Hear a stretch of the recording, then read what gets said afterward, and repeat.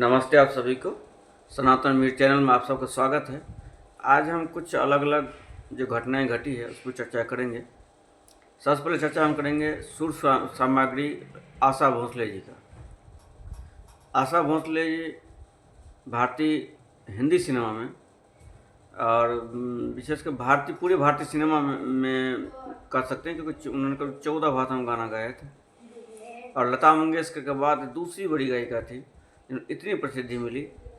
और आज जब अपने फिल्मों का स्तर और फिल्म में चले गीतों का स्तर में जो गिरावट आई है, उससे उनका जाना बहुत ही खल रहा है। तो आगे उन पर थोड़ी सी हम चर्चा करेंगे। आज उनका निधन हो गया, 92 वर्ष की अवस्था में उनका निधन हुआ है और उन्होंने लंबी जीवन जिया है। तो इसके लिए ईश्वर से प्रार्थना है कि उनकी आत्मा को शांति दे। आशा भोसले जी का जन्म 1933 में महाराष्ट्र के सांगली जिला में हुआ था। उनके पिता दीनानाथ मंगेशकर थे, जो संगीत एक शास्त्रीय गायक थे, और लता मंगेशकर जी, आशा भोसले, उषा मंगेशकर, उनके एक भाई थे हृदयनाथ मंगेशकर। सारे संगीत माता सरस्वती के सभी भाई बहनों पर माता सरस्वती का आशीर्वाद था। सभी संगीत में निष्णात थे। एक बार उन्होंने इंटरव्यू में कहा था आशा भोसले कि जब उनसे पूछा गया कि सभी भाषाओं में गाना वो कैसे गा लेती है, तो उन्होंने कहा था कि उनके पिताजी ने कहा था कि जो संस्कृत भाषा पर जिसका अधिकार है, जिसकी पकड़ है, वो किसी भाषा में गाना गा सकता है। तो उनकी जो कैरियर, जो उनकी बड़ी बहन लता मंगेशकर ने जो जैसे उन्होंने कैरियर शुरू किया था, ऐसे इनका भी कैरियर शुरू हुआ था। पहले उनके गाने कुछ मराठी फिल्मों में थी, फिर हिंदी गाने में उनका करियर शुरू हुआ था। पहला गाना उनसे 1948-49 में, उनका 15-16 वर्ष की अवस्था में उनका पहला गाना है। गाने का है उनका चुनरिया साब में गाना है, जो सावन आया, इससे उनके गाना की शुरुआत हुआ। और उसके बाद उन्होंने विवाह कर लिया गणपतराव भोसले, जो उनके लता मंगेशकर के निजी सचिव थे, उनसे विवाह हो गया, जिसके कारण दोनों बहनों में मतभेद हो गया। क्योंकि लता मंगेशकर जी आजीवन ब्रह्मचारिणी रही है, इसलिए दोनों बहनों में एक मतभेद हो गया। और आशा जी विवाह के बाद ससुराल चले गई। बाद में से कहा जाता है कि संगीतकार O.P. नैयर और लता मंगेशकर जी में थोड़ा सा कुछ खटास आ गई, तो O.P. नैयर ने अब बाद में अधिकांश फिल्मों में आशा भोसले को जगह दिया। तो उनमें जो सबसे बड़ी हिट फिल्म थी जिसने आशा भोसले को जो हिंदी सिनेमा में जो गायकी के क्षेत्र में जो स्थापित किया, उसमें सबसे बड़ी हिट फिल्म थी नया दौर। हालांकि एक CID फिल्म आई थी, उसमें भी उनके गाने बहुत प्रसिद्ध हुए थे। और फिर नया दौर में उनके जो गाने थे उसने हिंदी सिनेमा में उनको स्थापित कर दिया। उसके बाद बहुत सारे जैसे तीसरी मंजिल है, उमराव जान में जो उन्होंने गाने दिए थे। और फिर उनका जो मोहम्मद रफ़ी के साथ लगभग 1000 गाने हैं ऐसे, जो एक तरह से हिंदी सिनेमा में जो युगल गीत है, उसमें सर्वाधिक गाना रफ़ी साहब और आशा भोसले के बीच में है। और बाद में जिनके साथ किशोर कुमार के साथ भी जो उनकी जोड़ी है, वो भी बहुत सराही गई। आशा भोसले की दृष्टि में किशोर कुमार सबसे बड़े गायक थे वो उनके हिसाब से। और बाद में आशा भोसले जी का शायद विवाह विच्छेद हो गया। बाद में उन्होंने दूसरा विवाह पंचम दा यानी R.D. बर्मन से उन्होंने किया। उन्होंने एक से एक गाने हैं उनके, और एक से एक उनके झनकार दिए उन्होंने, एक से गाने हैं। कुछ भक्ति गाने भी हैं उनके, कुछ देशभक्ति गाने भी हैं, लेकिन उनके असली प्रसिद्धि युगल गीत में ही है। और उन्होंने एक से एक गीत दी जो आज भी कभी भी जो उनको कभी भी गीत पुरानी नहीं पड़ेगी, अभी भी हृदय को झंकृत कर देते उनके गाने। और उनके गाने के बिना पूरा हिंदी सिनेमा अधूरा है। आशा जी ने दूसरी पारी शुरू किया था रंगीला फिल्म से, एक बार फिर उन्होंने हुआ था, और फिर उनके बहुत सारे फिल्में आए, बहुत सारे हिट भी हुआ।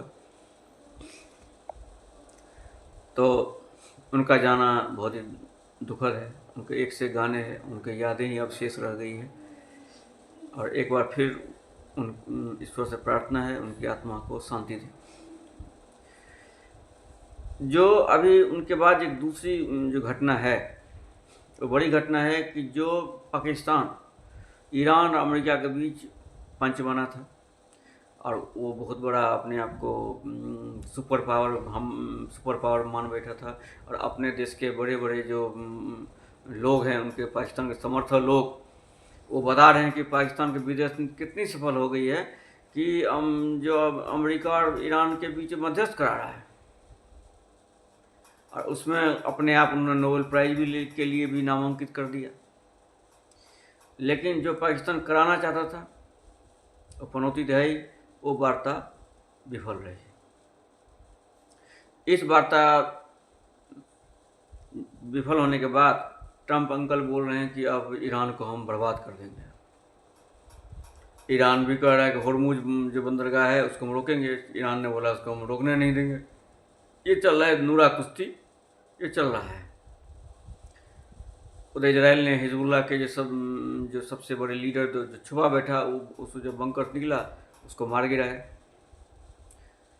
तो ये संकट से अब ये संकट और भी घनीभूत हो गई है, और इस पर जैसे जैसे संकट बढ़ेगा तो हम इस पर कभी हम विस्तार से बात करेंगे कि संकट की शुरुआत क्या है, कारण क्या है, और क्या हो सकता है।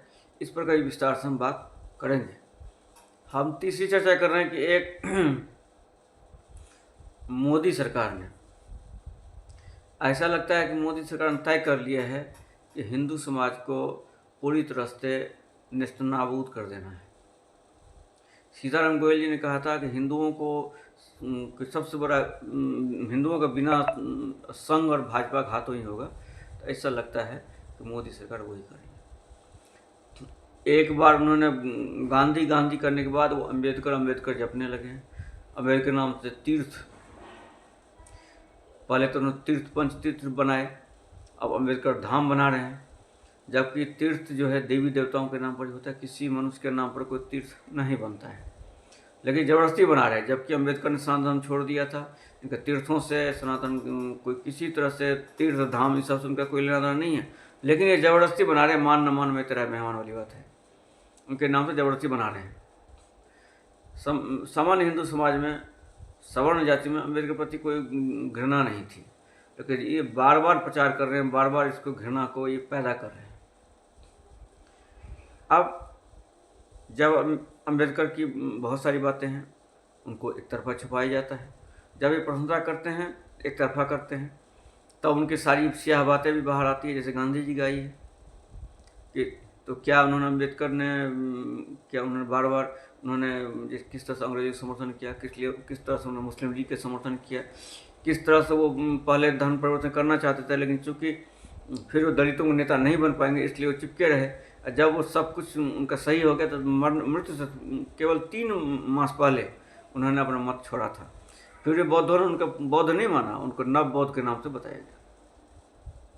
और ये जो नव बौद्धवादी आंदोलन है, हिंदू समाज के लिए कितना ज़्यादा खतरा बढ़ गया है, ये किसी छिपा नहीं है। अब अम्बेडकर बाद को फैलाने में जब इनका मन नहीं भरा, तब एक नया आ गया है, इनका नया लेकर आए हैं फूलेवाद, ज्योतिबा फूले के नाम पे। अब ज्योतिबा फूले क्या है, ये भाजपा और उसके मंत्रियों से कोई लेना देना ऐसा नहीं है। दरअसल हमारी पाठ्य पुस्तकों में जो पढ़ाया जाता है कि बड़े बड़े समाज सुधारक थे, फलाने बहुत समाज सुधारक है, ये है वो है, उनमें ये कुछ बातें बहुत गहरा से छुपाई जाते हैं। जैसे राजा राममोहन राय, ज्योतिबा फूले, रामास्वामी पेरियार, भीमराव अम्बेडकर, पंडिता रमाबाई, एक लंबी लिस्ट है। जब हमको पढ़ाया जा रहा है कि ये हमारे लिए बहुत कुछ किए हैं, हमारे हिंदू धर्म सुधार किए। सच्चाई क्या है? सच्चाई ये है कि जो राजा राममोहन राय स्वयं ईसाई बन चुके थे, उनके साथ हम ब्रह्म समाज की स्थापना पूरी तरह से हिंदू संस्था थी ही नहीं, एक तरह से हिंदुओं को ईसाई बनाने का एक नया सा रास्ता था ब्रह्म समाज। इसका सबसे उदाहरण के बाद में ब्रह्म समाज के सबसे बड़े नेता बने केशव चंद्र सेन, वो ईसाई थे। कांग्रेस के जो अध्यक्ष बने थे पहला, जो भारतीय व्योमेश चंद्र बनर्जी, जिसका अयोध्या में कांग्रेस का सपना हुई थी, वो ईसाई थे। पंडिता रमाबाई बार बार दिखाए थे, पंडिता रमाबाई, पंडिता रमाबाई बाद में ईसाई बन चुकी थी। ज्योतिबा फूले की पूरी पुस्तक गुलामगिरी में किस तरह से हिंदू धर्म की निंदा की। हिंदू धर्म की निंदा की, उससे आपत्ति नहीं है, चलो ठीक है, हिंदू धर्म की निंदा कर रहे हैं, हिंदू धर्म को सुधार कर रहे हैं, हिंदू धर्म के प्रति घृणा है, उसके जात पात छुआछूत से उनको घृणा है और हिंदू धर्म की निंदा कर रहे हैं, मतलब धर्म ईश्वर से उनको बैर है, वहाँ चलता है। लेकिन जिस तरह से उन्होंने ईसाइयों का समर्थन किया, जिस तरह से इस्लाम और मोहम्मद पैगम्बर का समर्थन किया, जिस तरह से उन्होंने अंग्रेज़ों का समर्थन किया, ये सब बात ये दिखाती है कि उनको पूरी तरह से भारत हिंदू दोनों से घृणा था और वो भारत में विदेशी सत्ता चाहते थे। तो इसका अर्थ ये है कि जो लोग विदेशी सत्ता चाहते थे उसके समर्थक है। कोई रामास्वामी पेरियार का है, अब एक पेरियार ही बाकी रह गया जिसको मोदी जी जिसके वंदना करेंगे। चुनाव प्रचार तमिलनाडु होने ही वाला है, इसलिए पेरियार चर्चा करेंगे। हो सकता है भाजपा के मानो कि जो पश्चिम बंगाल में मतुआ समुदाय है, नाम जिसे जो थे जिसे मतुआ कहा जाता है, उनका वोट लेना।